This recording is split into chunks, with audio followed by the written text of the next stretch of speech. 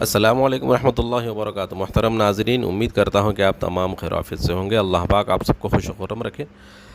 ناظرین، یہ ویڈیو میں تقریباً 4 دن قبل اپلوڈ کیا تھا کہ دیکھیں کس طرح غیر مقلدین حضرات نئے نئے کارنامے انجام دے رہے ہیں۔ موبائل ہاتھ میں لے کر نماز پڑھ بھی رہے ہیں، اور موبائل ہاتھ میں لے کر نماز میں امام صاحب کی غلطی نکالنے کے لیے، ایک صاحب نے کمنٹ کیا ہے کہ وہ غلطی نکالنے کے لیے اپنا موبائل جو ہے نا دیکھ رہے ہیں۔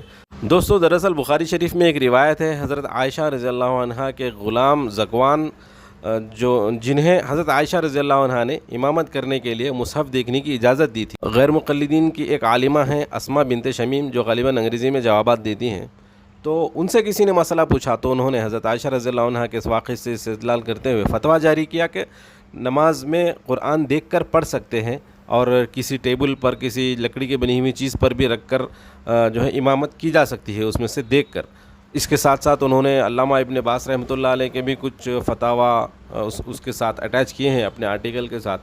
لیکن دوستو، انہی کے جو شیخ ہیں، محدث ہیں، علامہ البانی رحمہ اللہ، جو آج کے غیر مقلدین حضرات کے بہت بڑے شیخ ہیں، محدث ہیں، وہ کہتے ہیں کہ ہم اس واقعے سے استدلال کو درست نہیں سمجھتے۔ آگے کہتے ہیں کہ حضرت عائشہ رضی اللہ عنہ کا واقعہ ایک جزوی اور خصوصی واقعہ ہے، عمومی نہیں ہے، اور اگر ائمہ مساجد کو اس کی اجازت دے دی جائے تو تلاوت قرآن کریم کا حفظ و مراجعہ اور حفاظت قرآن کی کوشش اور تمام امور رفتہ رفتہ رخصت ہو جائیں گے۔ دوستو، اس مسئلے کے تعلق سے کسی نے، یہ اسما بنت شمیم کوئی غیر مقلدین کے عالمہ ہیں، تو ان سے کسی نے اسی مسئلے کے تعلق سے سوال کیا کہ کیا مصحف ہاتھ میں لے کر یا قرآن کے ذریعے ہم ڈائریکٹلی نماز پڑھا سکتے ہیں، جیسے کہ تراویح ہے یا تہجد ہے یا کوئی اور سنت اور نفل نماز؟ تو اس کے جواب میں یہ کہتی ہیں کہ yes, it's allowed to look in the مصحف and read directly when praying any voluntary prayer. اور پروف کے طور پر لکھتے ہیں کہ اور مدر عائشہ رضی اللہ عنہا یوز ٹو ڈو دیٹ۔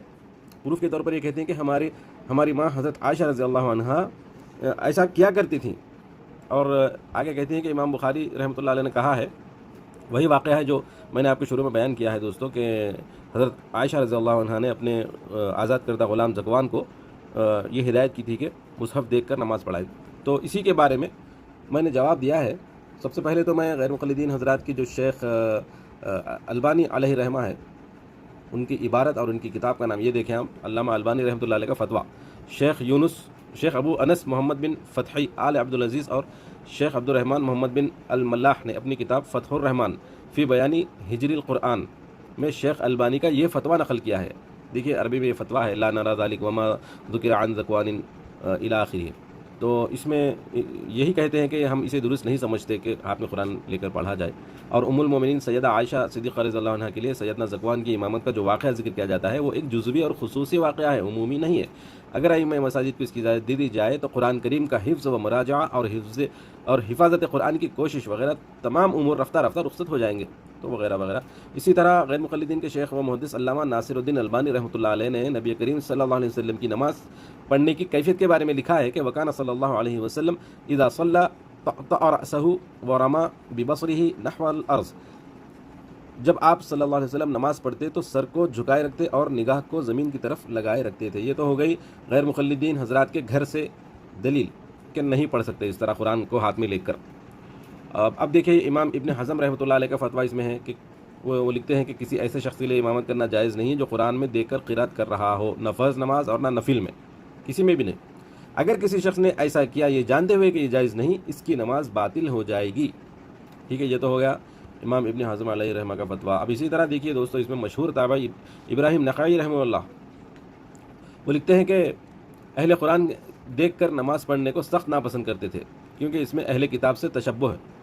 ٹھیک ہے، اب اس میں اور اوپر جائیں، جلیل القدر تابعی سعید ابن مسیب رحمہ اللہ، سعید ابن مسیب رحمۃ اللہ علیہ سے نقل کرتے ہیں، قتادہ سعید ابن مسیب رحمۃ اللہ علیہ سے نقل کرتے ہیں کہ انہوں نے فرمایا، اگر قیام اللیل میں پڑھنے کے لیے مصلی کو کچھ یاد ہے تو وہی بار بار پڑھے، لیکن قرآن دیکھ کر نہ پڑھے۔ دیکھیے، جلیل القدر تابعی ہیں یہ۔ ٹھیک ہے، اب آگے آتے ہیں، قاضی شریک رحمہ اللہ کا بھی اس میں فتویٰ موجود ہے، آپ دیکھ سکتے ہیں تفسیر ابن کثیر میں۔ اور اسی طرح دیکھیے، امام محمد علیہ رحمہ نے موطا میں لکھا ہے کہ ينبغي للمصلي إذا قام في صلاته أن يرمي ببصره إلى موضع سجوده وهو قول أبي حنيفة رحمه الله. مصلی جب قیام کی حالت میں ہو چاہیے کہ وہ اپنی نگاہ سجدے پر رکھے، اور یہی امام ابو حنیفہ علیہ الرحمہ کا قول ہے. کیوں قول ہے امام ابو حنیفہ رحمہ اللہ کا؟ وہ اس لیے ہے کہ حدیث شریف آپ کو میں دکھاؤں گا. یہ دیکھیے، سیدنا عمار بن یاسر رضی اللہ عنہ، خطیب بغدادی رحمۃ اللہ علیہ نے اپنی تاریخ میں عمار بن یاسر رضی اللہ عنہما کا اثر نقل کیا ہے. یعنی عمار بن یاسر رضی اللہ عنہ اس بات کو ناپسند کرتے تھے کہ کوئی رمضان کے مہینے میں لوگوں کو نماز پڑھائے اور قرأت قرآن میں دیکھ کر کرے. یہ صحابی رسول کے بارے میں ہے دوستو. صحابی رسول اس بات کو سخت ناپسند کرتے تھے کہ کوئی رمضان میں لوگوں کو نماز پڑھائے اور قرأت قرآن میں دیکھ کر کرے، اور فرماتے تھے کہ یہ اہل کتاب کا عمل ہے. ٹھیک ہے، اب آتے ہیں حضرت عمر رضی اللہ عنہ کیا فرماتے ہیں اس بارے میں. تو حضرت عمر رضی اللہ عنہ سے بھی ممانعت ثابت ہے.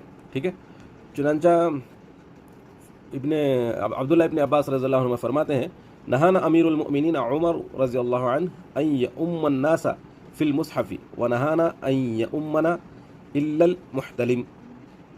ہمیں امیر المؤمنین عمر ابن خطاب رضی اللہ عنہ نے اس بات سے منع کیا کہ امام قرآن دیکھ کر امامت کرے، اور اس بات سے منع کیا کہ نابالغ امامت کرے. ان دونوں باتوں سے حضرت عمر رضی اللہ عنہ نے منع کیا. اب آتے ہیں حضور اکرم صلی اللہ علیہ وسلم کی کیفیت نماز کے بارے میں. حضور علیہ السلام نے فرمایا، لیس ینبغی ان یکون فی البیت شیء یشغل المصلی. سنن ابی داؤد کی حدیث ہے. اسی طرح مسند احمد میں بھی یہ حدیث آئی ہے. ترجمہ ہے کہ گھر میں کوئی ایسی چیز نہیں ہونی چاہیے جو نمازی کو مشغول کرتی ہو. اسی طرح دیکھیے ایک اور حدیث ہے، دخل رسول اللہ صلی اللہ علیہ وسلم الکعبۃ ما خلف بصره موضع سجودہ حتی خرج منها، المستدرک للحاکم. جب آپ صلی اللہ علیہ وسلم کعبہ میں داخل ہوئے تو اپنی نگاہ سجدے کی جگہ سے نہیں اٹھائی یہاں تک کہ آپ صلی اللہ علیہ وسلم کعبے سے باہر تشریف لائے. نماز پڑھتے ہوئے سکون و اطمانیت اور خشوع و خضوع کا حکم ہے. قرآن دیکھ کر پڑھنے میں وہ سکون و اطمانیت اور خشوع و خضوع نہیں رہتا، کیونکہ ساری توجہ قرآن پر ہوتی ہے. یہ دیکھیں بہت اہم پوائنٹ ہے. ساری توجہ کہاں ہوتی ہے؟ قرآن پر ہوتی ہے. قرآن کھولنے، بند کرنے اور آنکھ پلٹنے میں کہاں خشوع پیدا ہو سکتا ہے؟ اب یہ دیکھیے دوستو، حدیث نبی صلی اللہ علیہ وسلم، فَإِذَا صَلَّيْتُمْ فَلَا تَلْفِتُوا فَإِنَّ اللَّهَ يَنْصِبُ وَجْهَهُ لِوَجْهِ عَبْدِهِ فِي صَلَاتِهِ مَا لَمْ يَلْتَفِتْ. سنن ترمذی کی حدیث ہے دوستو. اسی طرح مستدرک حاکم میں بھی آئی ہے، جب نماز پڑھو تو ادھر ادھر نہ دیکھو. ٹھیک ہے، اس لیے آگے فرماتے ہیں، اس لیے کہ اللہ تعالیٰ نماز میں اپنا چہرہ بندے کے چہرے کی طرف اس وقت تک کیے رکھتے ہیں جب تک بندہ اپنا رخ نہیں پھیرتا. تو یہ احادیث سے، صحابہ کے اقوال سے اور فہم سلف سے میں نے آپ کو یہ مسئلہ بتا دیا ہے. اب اس کے باوجود بھی کوئی اپنی ضد پر قائم ہے تو وہ عند اللہ جواب دے گا اپنے عمل کا. اللہ تبارک و تعالی ہمیں احادیث صحیحہ پر عمل کرنے کی توفیق عطا فرمائے. حضور کے اقوال، آپ کے افعال، اسی طرح صحابہ کرام کے اعمال، اسی طرح فہم سلف سے دین کو سمجھنے اور انہی کی تشریحات کو سمجھتے ہوئے دین پر عمل کرنے کی توفیق عطا فرمائے. السلام علیکم ورحمۃ اللہ وبرکاتہ.